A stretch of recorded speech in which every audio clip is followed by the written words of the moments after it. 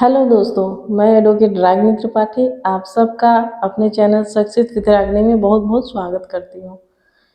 इससे पहले का वीडियो हम लोग का ऋग्वैदिक काल का था, जिसमें ऋग्वैदिक कालीन राजनैतिक जीवन और सामाजिक जीवन के बारे में हम लोगों ने पढ़ा था। और आज का वीडियो होगा ऋग्वैदिक काल का धार्मिक जीवन के बारे में, और इसे अच्छे से पढ़ेंगे। जो स्पेशली ऋग्वैदिक कालीन धार्मिक जीवन जो होता है वो काफ़ी इम्पोर्टेंट है, और यहाँ के जो ये देवता मंडली हैं और इन सब चीज़ों से प्रश्न काफ़ी उठाता है, तो इसलिए इसे काफ़ी ध्यान से देखेंगे और समझने की कोशिश करेंगे। इस वाइट बोर्ड पे मैं एक संक्षिप्त नोट बनाई हूँ और इसे मैं एक्सप्लेन करूँगी, तो मेरी बातों को भी आप नोट के रूप में नोट डाउन कर सकते हैं।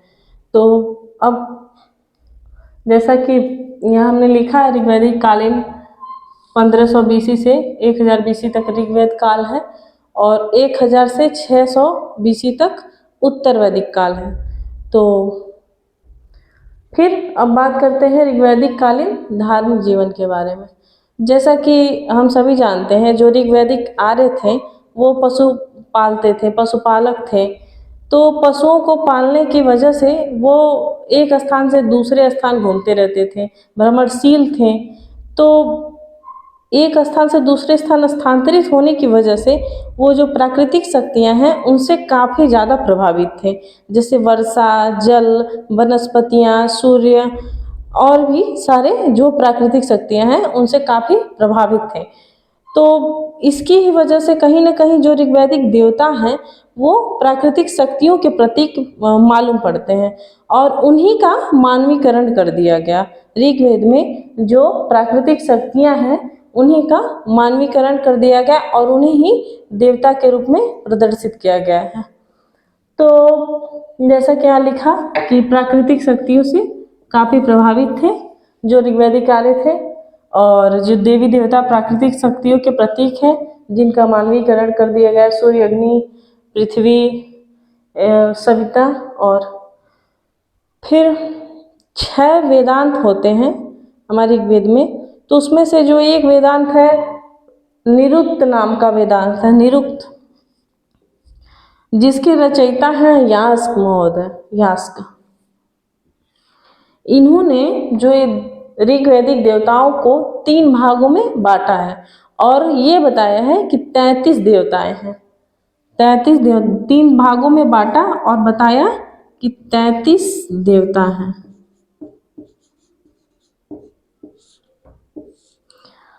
तो ये 3 भाग क्या है? आकाश, अंतरिक्ष और पृथ्वी। 3 कैटेगरी में बांटे कि कुछ देवता आकाश के देवता हैं, कुछ अंतरिक्ष के और कुछ पृथ्वी के देवता हैं। तो एक ये लिस्ट मैंने बनाया है, इसे हम लोग डाउन भी करेंगे, काफ़ी इम्पोर्टेंट है। और एग्जाम में इस तरह से पूछता भी है कि जैसे पूछ देगा कि ये सविता, सविता ये इन तीनों वर्गों में से किसकी देवी हैं, या फिर ये सोम किस कैटेगरी में किस के देवता हैं, इंद्र कहाँ के देवता हैं, तो इंद्र अंतरिक्ष के देवता। इस तरह से ये जो लिस्ट है वो काफ़ी इम्पोर्टेंट हो जाती है।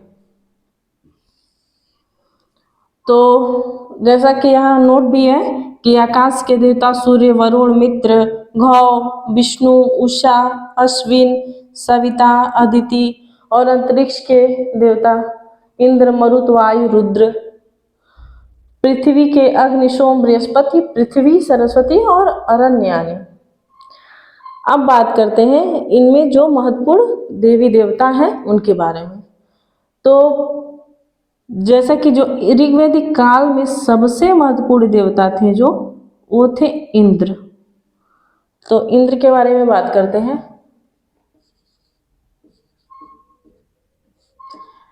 इंद्र जो है ऋग्वैदिक काल के सबसे महत्वपूर्ण देवता माने जाते हैं, और जो ऋग्वेद के जो 1028 सूक्त हैं उसमें से सर्वाधिक 250 सूक्त केवल इंद्र पर है। सर्वाधिक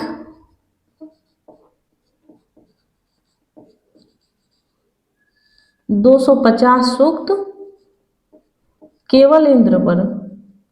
और सबसे महत्वपूर्ण देवता, सबसे महत्वपूर्ण देवता,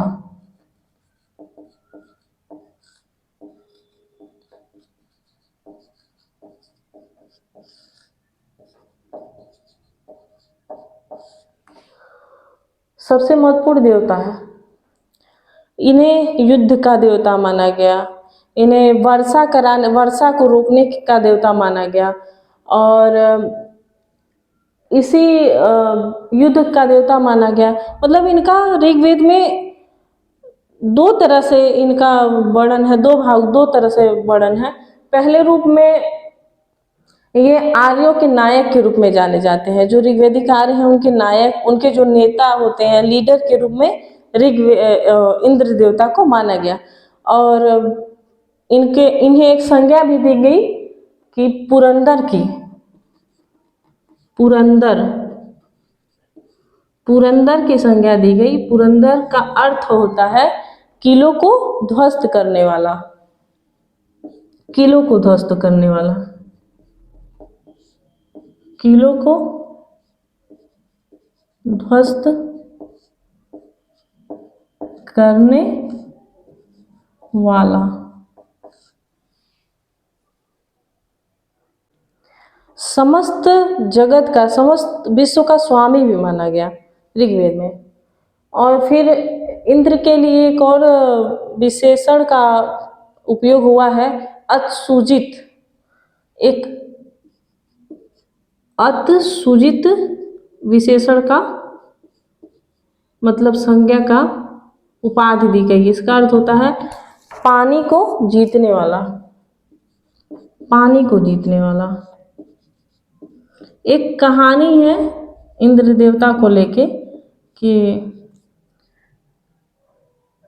एक राक्षस था वृत नाम का, और वात जो जिसे जल बोला जाता है, उनके बीच युद्ध था। उसमें वो वृत नामक राक्षस का वध करते हैं और पानी को मुक्त करते हैं। उसी वजह से इन्हें ये संज्ञा दी गई थी। तो ये हो जाते हैं इंद्र, जो सर्वाधिक महत्वपूर्ण देवता हैं ऋग्वैदिक कालीन, जिन्हें पुरंदर की संधि दी गई।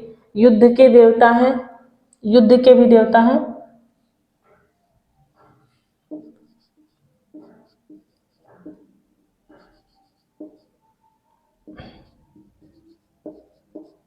मुख्य रूप से इन्हें युद्ध का देवता माना गया।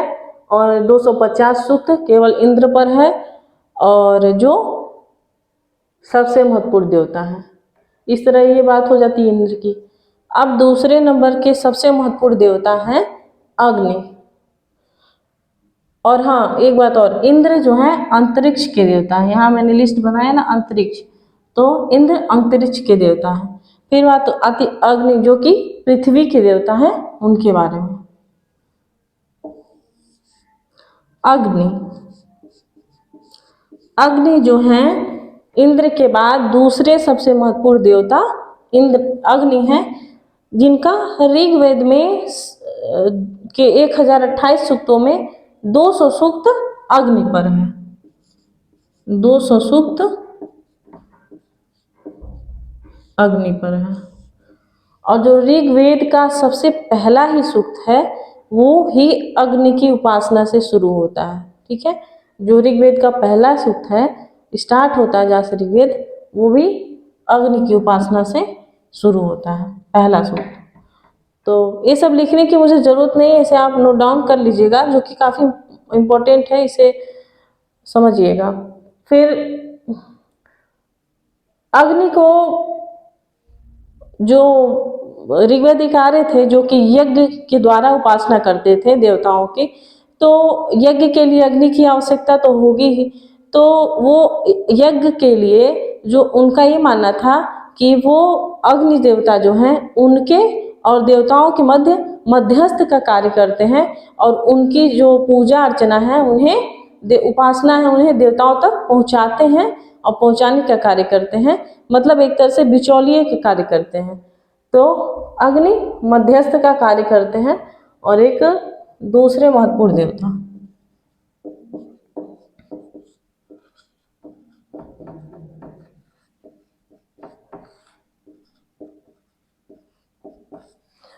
मध्यस्थ का कार्य।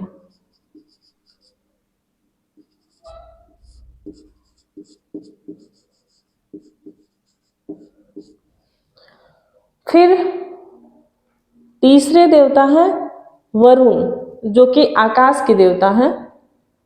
वरुण, वरुण तीसरे महत्वपूर्ण देवता हैं।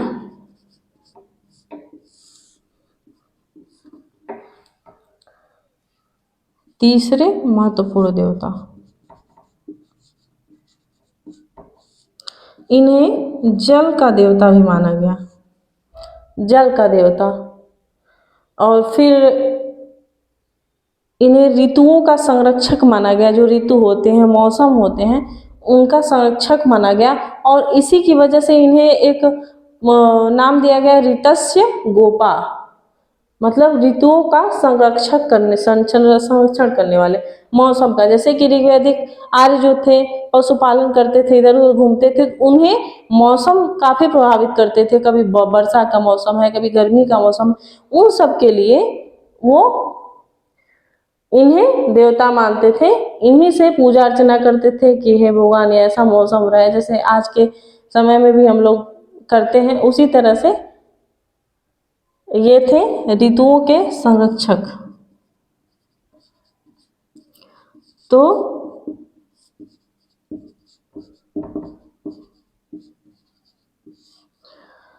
तो इन्हें बोला गया ऋतस्य गोपा,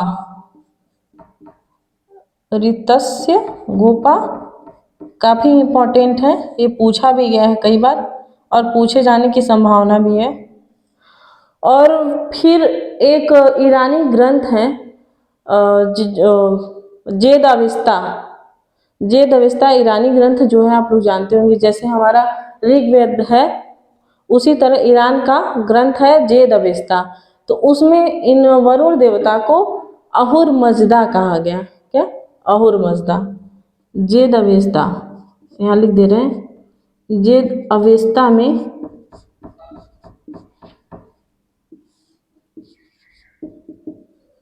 अहुर मजदा।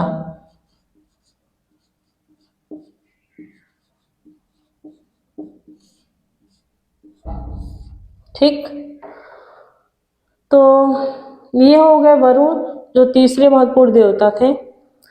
उसके बाद बात आती है जो ऋग्वैदिक कालीन सबसे प्राचीन देवता थे, वो थे घौ। ये जो घौ है, जो कि आकाश के देवता हैं, ये ऋग्वैदिक कालीन सबसे प्राचीन देवता, सबसे प्राचीन देवता यहाँ लिख देते हैं, प्राचीन देवता,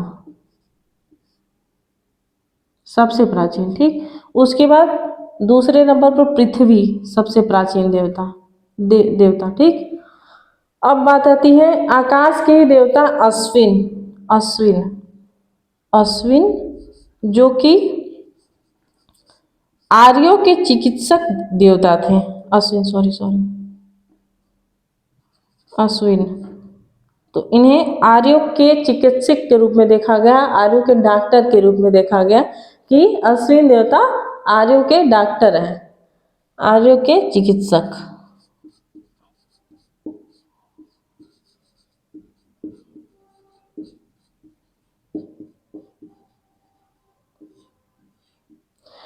तो ये भी काफ़ी महत्वपूर्ण देवता थे कि किसी को कुछ हो जाता था तो इसी देवता को लोग मनाते थे आर्य लोग। और कृत्रिम पैर दिलाने का कार्य और भी रोगों से मुक्त करने के लिए मतलब इन्हीं की उपासना करते थे। और यहाँ तक ऋग्वेद में ऐसा भी वर्णन है कि जो युवतियाँ थीं ऋग्वेद में, उनके लिए योग्य वर की तलाश करने के लिए भी इनकी उपासना करते थे कि ये ऐसा मानते थे कि अश्विन देवता युवतियों के लिए योग्य वर का तलाश करेंगे, बताएंगे। तो ये हुआ। फिर आता है सूर्य, सूर्य जो कि आकाश के देवता हैं और मित्र हैं, उषा है, सविता, ये सूर्य के ही रूप हैं। ये सब अलग अलग सूर्य के अवस्थाओं को देवता के रूप में प्रदर्शित किया गया है। जैसे कि सूर्य जो है विश्व के रक्षक के रूप में प्रदर्शित किए गए हैं। ऋग्वेद में सूर्य जो है विश्व के रक्षक के रूप में प्रदर्शित किए गए हैं। फिर मित्र जो है मित्र देवता जो हैं आकाश के, ये उगता हुआ सूर्य, मित्र उगता हुआ सूर्य, उगता हुआ सूर्य जो है उन्हें मित्र देवता कहा गया। और सविता सविता देवी हैं जिन्हें ऊपर चढ़ता हुआ सूर्य कहा गया। जब सूर्य ऊपर चढ़ता है उन्हें सविता देवी का नाम दिया गया। और जो ऋग्वेद में गायत्री मंत्र है, गायत्री मंत्र से आप परिचित होंगे, ओम भूर्भुवः स्वः तत्सवितुर्वरेण्यं भर्गो देवस्य धीमहि धियो यो नः प्रचोदयात्। तो ये जो गायत्री मंत्र है ये सविता देवी को ही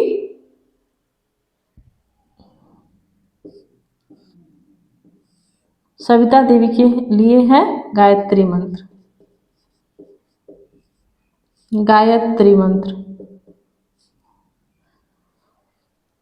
फिर उषा जो है वो जो लालिमा आती है सूर्य की ढलते हुए, एक भोर का जो समय होता है तो उसी की देवी हैं उषा। और हाँ, एक पृथ्वी के देवता है सोम काफी इम्पोर्टेंट है। और ये सोम वनस्पति के देवता हैं। यहाँ हम लिख देते हैं सोम वनस्पति के देवता, सोम वनस्पति देवता, वनस्पतियों के देवता।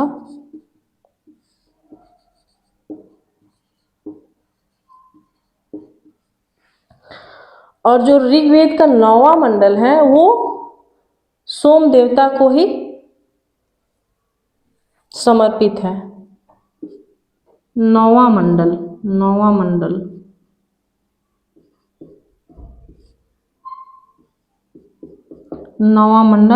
समर्पित। ठीक। बृहस्पति जो कि पृथ्वी के देवता हैं, इन्हें यज्ञ का देवता माना गया। क्या? यज्ञ का देवता।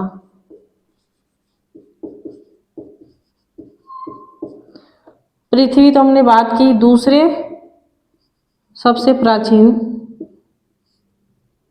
देवता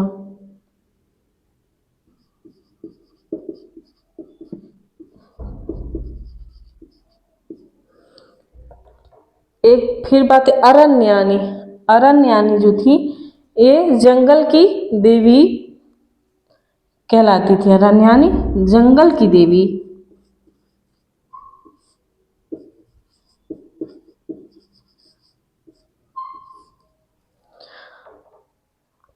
फिर एक आते हैं अंतरिक्ष के ही देवता रुद्र जो हैं ये शिव जी का प्रारंभिक स्वरूप को प्रदर्शित करता है। और जो शिव जी का जो क्रोधी स्वभाव है उसे प्रदर्शित करता है। ठीक। रुद्र है, यहाँ लिखते हैं रुद्र शिव का क्रोधी स्वभाव।